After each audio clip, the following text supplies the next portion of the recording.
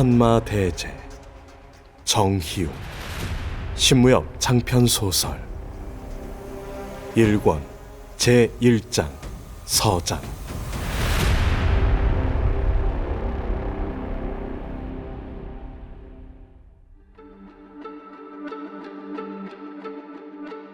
마교가 있었다. 마교는 강대했다. 그곳에 있던 10만의 마인들이 천하를 향해 야욕을 드러냈을 때 천하는 피에 잠겼고 무수한 이들이 죽었다. 하지만 천하의 협사들은 패배에 절망하지 않고 일어섰다.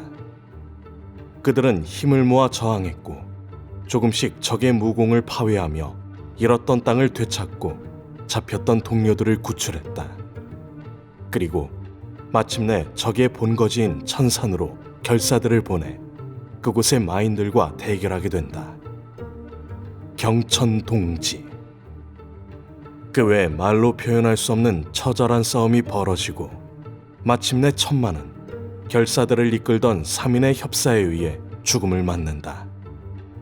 하지만 천마의 피는 천산의 대지를 녹였고 그는 마광이 번뜩이는 눈으로 결사들을 저주했다. 나는 돌아올 것이다 라고. 필사의 사투 후 돌아온 결사대의 인원은 10. 그들이 바로 이후 천하를 호령하게 되는 10대 고수였다. 그리고 그 10명의 고수 가운데 반수가 마지막 천마의 저주를 상기하고 천하가 다시는 이런 일이 없도록 대비해야 한다는 데 동의해 하나의 맹이 생기게 된다. 정의맹. 구파일방은 물론 천하의 이름 있는 모든 문파와 세가가 모여 만들어지는 거대 연맹으로 마귀와 같은 세력의 발호를 막고 평화를 지키기 위함을 목표로 했다. 그리고 30년. 천하는 정의맹의 지도 아래 태평성대를 누리고 있었다. 1권 제2장 납치 1.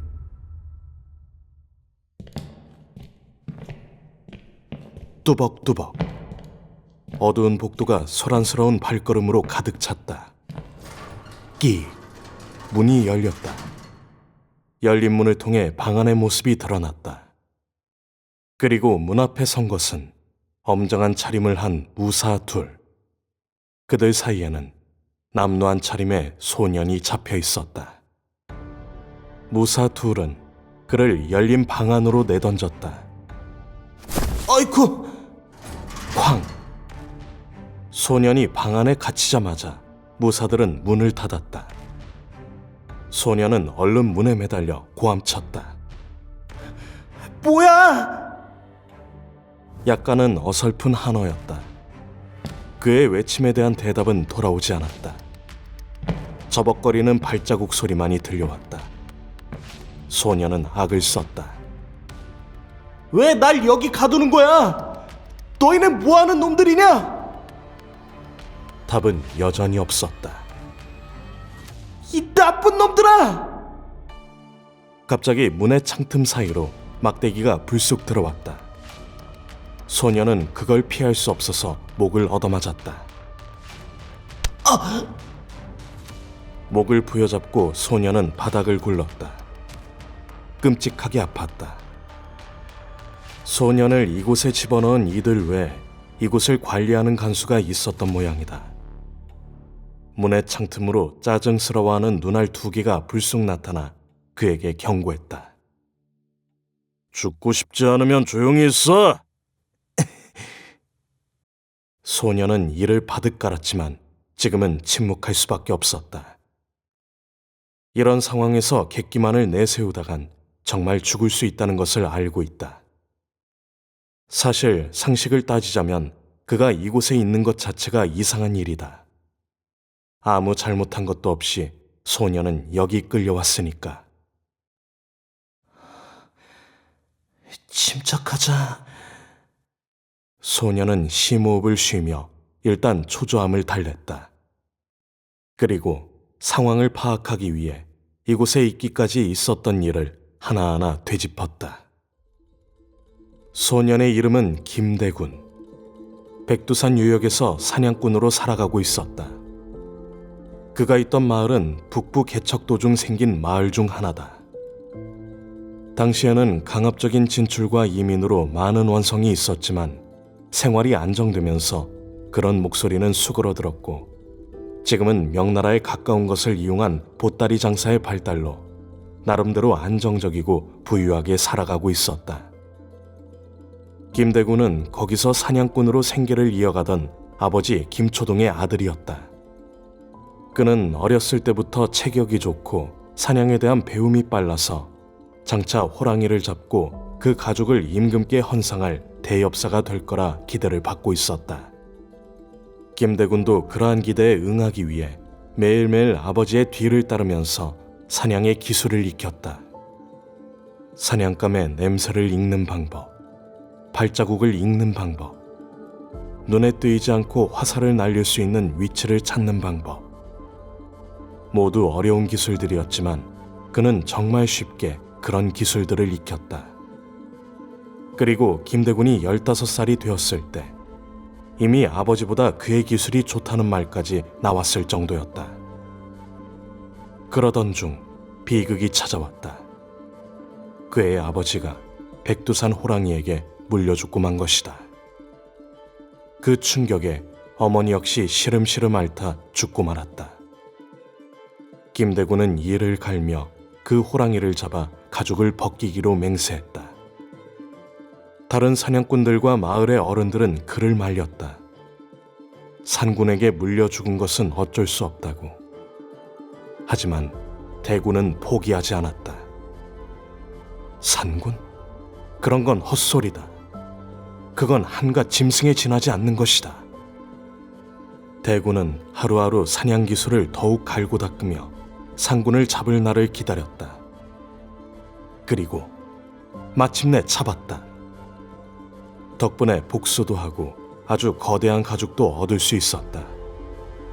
그 가죽을 명예 상인들이 들르면 열리는 장에 가지고 갔었다.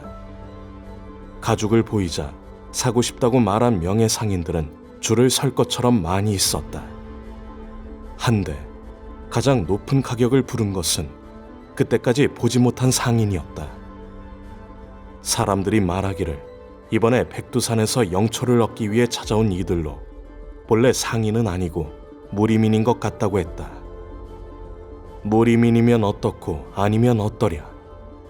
복수에 성공하고 큰 돈을 얻을 수 있다면 대군에겐 그것으로 좋겠다. 그 돈을 얻게 되면 부모님 두 분의 무덤을 이장해서 훨씬 좋게 꾸밀 생각이었다.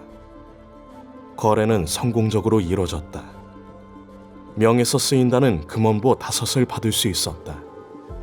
보통 호랑이 가죽 하나가 금원보 하나 정도 하는 걸 생각하면 상군의 가격에 적합하게 얻은 셈이었다. 대군은 그 돈을 가지고 기분 좋게 집으로 돌아왔다. 그리고 끔찍한 고통과 함께 의식이 끊어졌다. 그놈들이구나. 조선말이 입 사이로 흘렀다. 김대군은 이제야 일이 어떻게 흘러간 건지 알 것 같았다. 무리민으로 보인다는 그 가죽의 구매자 놈들이 준 돈이 아까워서 돈을 빼앗기 위해 집에 도착한 그를 급습하고 이런 곳으로 끌고 온 것이다. 더러운 짱꼴라 놈들. 지금 생각해보면 수상한 점이 많았다. 처음 거래를 위해 그들이 만든 막사에 들러 이야기를 나눴을 때 상단의 우두머리라는 자가 자신을 바라보는 눈빛이 예사롭지가 않았다. 마치 사냥감을 노려보는 것만 같았으니까. 당시 살기를 느끼긴 했지만 이후 그래도 무슨 일이 있을까 싶었는데 이런 꼴을 당하고 말다니. 한데 정말 어떻게 이런 짓을 한 거지? 김대군은 이해할 수가 없었다.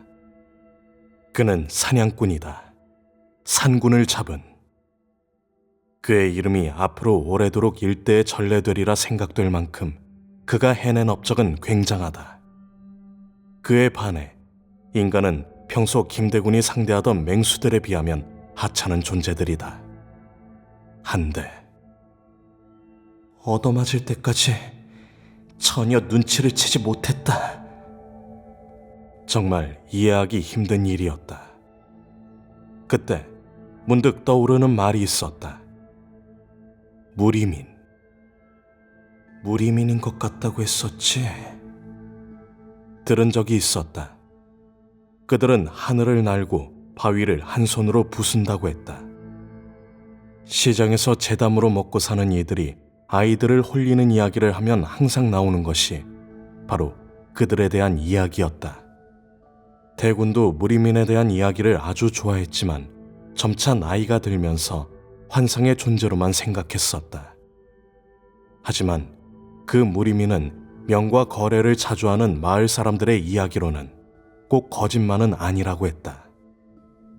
그 말이 사실이라면 김대군이 그 사냥 실력에도 맥없이 기습에 당하고 여기까지 끌려온 것도 이해가 되는 일이었다. 무리민이라니. 그렇다면 이 상황을 어떻게 벗어나면 좋단 말인가? 그들의 무력은 평생을 산을 타고 맹수들과 싸워온 대군이라 해도 당해낼 수 있을 리 없었다. 그렇기 때문에 그렇게 쉽게 뒤를 당해 이런 곳에 끌려온 것이 아니겠는가.